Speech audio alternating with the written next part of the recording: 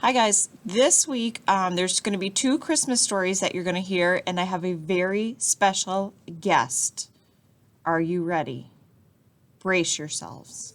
Okay, here I go. Here comes the guest. Well, hello.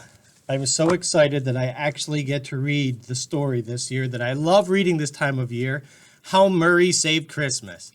Many of you have probably heard already, but too bad you're going to hear it again. How Murray Saved Christmas. 'Twas the night before Christmas, and at the North Pole, Santa was rocking and ready to roll. His seatbelt was buckled, his reindeer were fed, and 5 billion toys were stuffed in his sled. There were dolls that said mama, and dolls that said goo, dolls that made music, and dolls that made poo.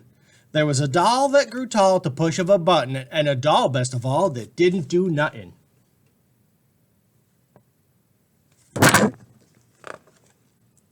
He revved up his reindeer about to take off when all of a sudden he heard a small cough. Ahem, Santa, can I have your attention? It was Edison the elf with his latest invention. Now, Edison thought of himself as a tinkerer, but as a tinkerer, he was sort of a stinkerer. My Jack-in-the-Boxer belongs in your list. It's a Jack-in-the-Box with a fabulous twist. So Santa Claus tried it, and oh, what a trick. A boxing glove popped out, and it knocked out Saint Nick.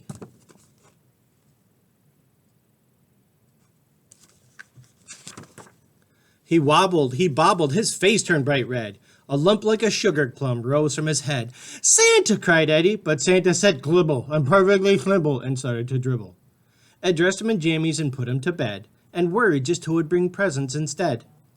Then a card fluttered down out of Santa's right mitten, and on it in round gold letters was written, For special delivery, call Murray Kleiner, owner of Murray K's Holiday Diner.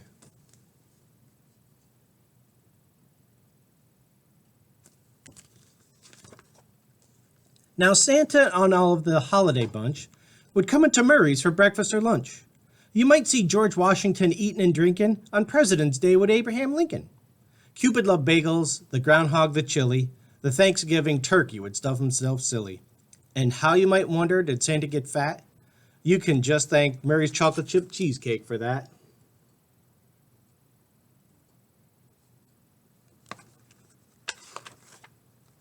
But lunchtime was past. It was late Christmas Eve. Murray had closed and he was ready to leave.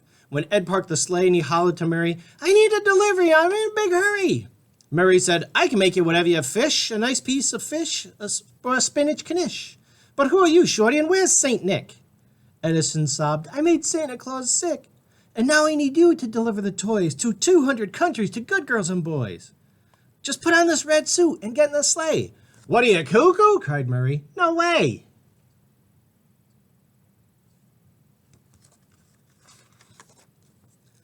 Give me one reason to schlep through the snow, bringing billions of presents to kids I don't know. Will anyone pay me? Will anyone tip? What if I slip and I fracture my hip? Look out the window, it's cold and it's shivery. Why in the world should I make this delivery? Because it's Christmas, said Ed. Now, Christmas, you know, is that one special season when people do good things without a good reason. The grouchiest men will wear musical ties and buy Christmas presents for those they despise. The cheapest of cheapskates will spend all his money, and people make fruitcake from concrete and honey. Christmas works magic, and Edison knew it. You're not playing fair, Murray said, but I'll do it.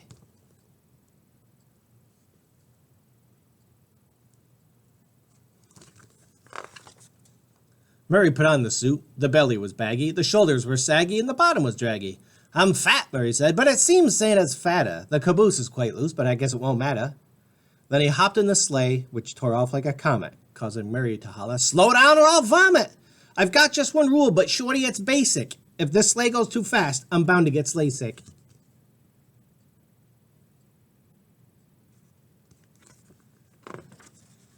They made their first stop, Eddie fearing the worst. Murray fell down the chimney and landed tush first. He didn't come back till 2:15, when Eddie cried, Murray, what happened to you? Murray shrugged. By the fireplace, kids hung up socks, so I loaded up the socks with the bagels and lox. They went to the next house. It didn't go better. Murray got bit by a big Irish setter. He stepped on a turtle at house number 3, and at house number 4, he tipped over the tree.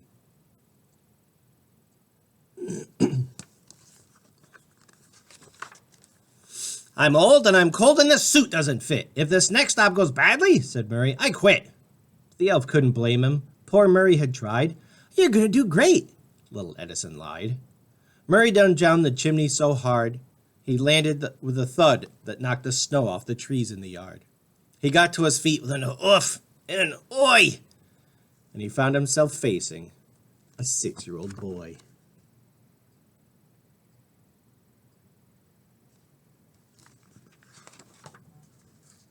The boy said, Santa! And Murray said, where? Oh, right, you mean me. Yeah, I'm Santa, I swear. Get a load of this laugh. Ho, ho, ho, Murray chuckled. But just as he chuckled, his pants came unbuckled. And his pants, which were loose, went down straight past his knees. Murray Kleiner was stitched on those silk BVDs. The boy looked perplexed, so he said, please explain. Why you and your underpants have different names? Betrayed by his boxers, let down by his pants, Murray knew that a good story would be his best chance. So he said, Murray Klein is a famous designer. Calvin Klein may be fine, but Kleiner is finer.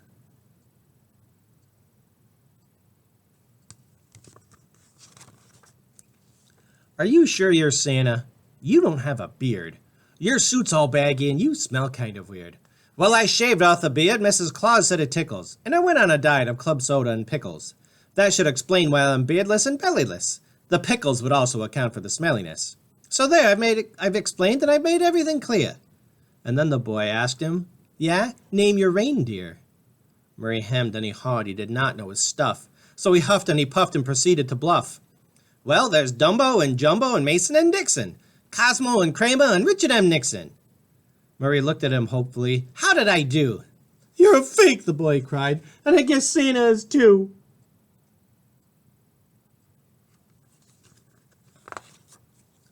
Murray said, there's a Santa and I've got the proof. They went out on the lawn and they looked up at the roof. There's Santa's sleigh sitting there in the snow. There's the toys and the reindeer whose names I don't know. Oh, Santa is real, kid. It's wrestling that's fake. And that's when the boy knew he'd made a mistake. This wasn't just some smelly guy in a suit, but an honest-to-goodness St. Nick substitute. And when the boy smiled, Murray felt a strange tingle. He knew for one night that he could be Kris Kringle. Ho, ho, ho, Murray laughed, and he patted his head, and he fixed him a lean pastrami sandwich with coleslaw and a triple-thick chocolate milkshake, and sent him to bed.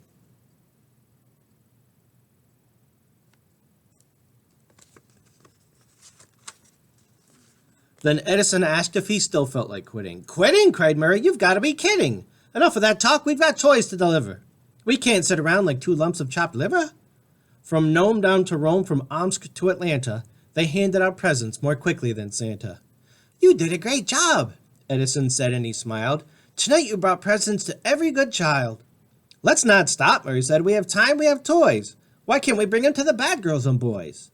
So a kid might be lazy, he might be a slob, he drives his folks crazy. That's sort of his job.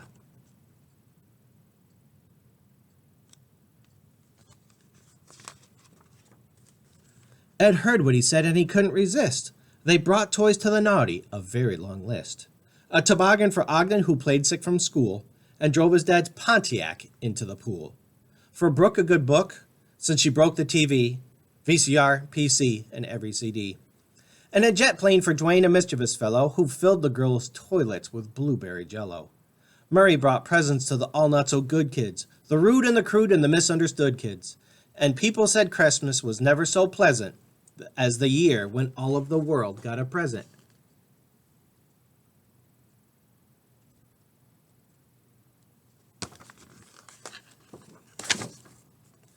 Murray said, well, there's nothing left for us in this sack. So he gave Ed a hug, and Ed gave him one back. You know, you're a nice guy, said Edison Elf. Thanks, Murray said. You're not half bad yourself. On lipstick, on dipstick, on Pixie and Dixie, on Cramden and Norton and Alice and Trixie.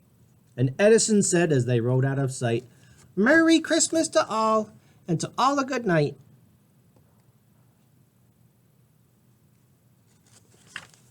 The end.